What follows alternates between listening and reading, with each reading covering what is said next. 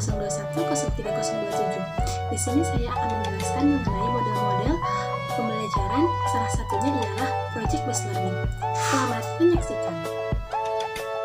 Yang pertama adalah pengertian dari model pembelajaran project based learning. Pengertian dari model pembelajaran project based learning yang pertama ada menurut Goodman dan Stevens pada tahun 2010 yang menyatakan bahwa model pembelajaran project based learning ini merupakan pendekatan pengajaran yang dibangun atas kegiatan pembelajaran dan tugas nyata yang memberikan tantangan bagi peserta didik yang terkait dengan kehidupan sehari-hari untuk dipecahkan secara berkelompok. Yang kedua, ada pengertian menurut Afriana tahun 2015 dalam Nur Fitriyanti tahun 2016 yang menyatakan bahwa pembelajaran berbasis proyek merupakan model-model pembelajaran yang bermakna bagi peserta didik. Pengalaman peserta didik juga maupun konsep dibangun berdasarkan produk yang dihasilkan dalam proses pembelajaran berbasis proyek tersebut. Teman-teman, berdasarkan pengertian model pembelajaran project based learning menurut dua ahli tadi, dapat kita simpulkan bahwa model pembelajaran project based learning merupakan model pembelajaran yang memberikan tugas nyata bagi peserta didik berdasarkan kehidupan sehari-hari atau berdasarkan permasalahan yang ada di dalam lingkup kehidupan sehari-hari yang dijadikan proyek atau tugas yang dilakukan secara bersama-sama dan dipecahkan melalui tugas individu maupun tugas berkelompok. Yang kedua ialah karakteristik dari model pembelajaran project based learning.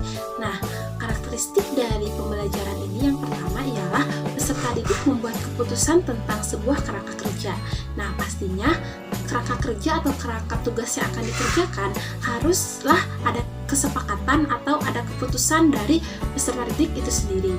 Yang kedua ialah adanya permasalahan atau tantangan yang diajukan kepada peserta didik.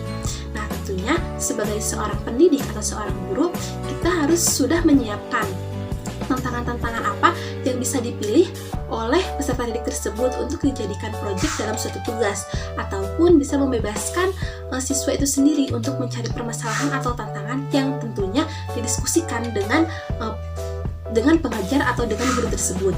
Nah, yang ketiga ialah peserta didik mendesain proses untuk menentukan solusi atas permasalahan atau tantangan yang diajukan.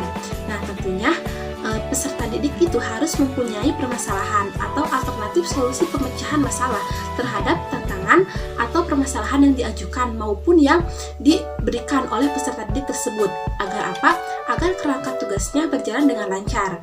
Kerangka tugas yang sudah disusun bisa dijalankan sesuai deadline atau time bound yang sudah ditentukan. Yang keempat ialah peserta didik secara kolaboratif bertanggung jawab untuk mengakses dan mengelola informasi yang untuk memecahkan permasalahan tersebut. Nah, tentunya sangat sulit jika model pembelajaran project based learning ini dilakukan oleh satu orang. Nah, alangkah baiknya jika proses pembelajaran ini dilakukan secara berkelompok. Agar apa? Agar kita dengan mudah menjalankan proyek tersebut dan mudah untuk mengakses informasi-informasi yang ada. Karena dengan cara berkelompok akan banyak ide yang masuk dan akan banyak masukan-masukan untuk keberlangsungan proyek yang sedang peserta didik tersebut laksanakan. Nah, yang kelima ialah proses evaluasi dijalankan secara berkala. Nah, maksudnya ialah ketika kita selesai menjalankan suatu proyek, maka harus kita lihat, harus kita evaluasi lagi apa yang salah dari proyek tersebut, sehingga kita bisa dengan mudah meminimalisir kesalahan-kesalahan besar yang terjadi pada proyek tersebut. Nah, dari poin 5 ini nyambung kepada poin ke-6, yaitu peserta didik secara berkala melakukan refleksi atas aktivitas yang sudah dijalankan. Nah, melakukan refleksi sama dengan kita melakukan evaluasi. Kita mencek dari proyek-proyek kita, apakah ada yang salah atau apakah ada yang harus dievaluasi, ada yang harus dibenarkan, dan yang lain-lainnya. Sehingga apa yang salah bisa langsung kita benarkan, dan apa yang memang sudah benar bisa kita patenkan atau bisa kita teruskan ke dalam proyek-proyek lain. Nah, yang selanjutnya ialah produk akhir aktivitas belajar akan dievaluasi secara kualitatif. Nah, tentunya hasil produk tersebut harus memiliki kualitas yang sangat bagus atau kualitas yang dimaksimalkan. Agar apa? Agar bisa menjadi contoh untuk proyek-proyek selanjutnya. Yang terakhir ialah situasi pembelajaran sangat toleran terhadap kesalahan dan perubahan. Nah, tentunya sebagai seorang pendidik, tidak boleh menjudge suatu karya yang telah dibuat oleh siswa.